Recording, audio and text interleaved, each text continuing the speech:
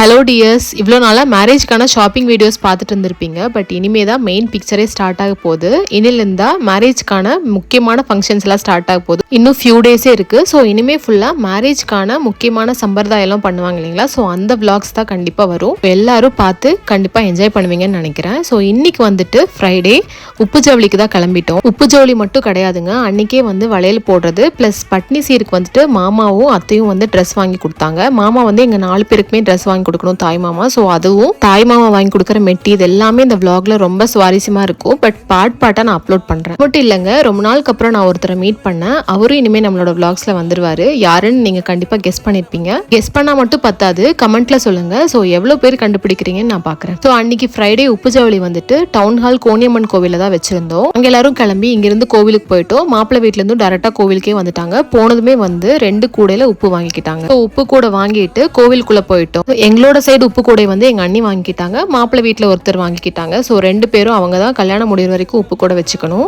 So அதை வாங்கிட்டு உள்ள போய் விநாயகர் கோவில சாமி கும்பிட்டுட்டு கோணியம்மன் சன்னதியில தான் வந்து உப்பு மாத்திக்கிட்டோம். 2 கூடையில் இருக்க உப்பையும் வந்து கலந்து போடுவாங்க. இதுல இருக்க கொஞ்சம் அதுலயும் அதுல இருக்க கொஞ்சம் இதுலயும். ஸோ அது வந்துட்டு சம்பந்தம் கலக்கிற மாதிரி.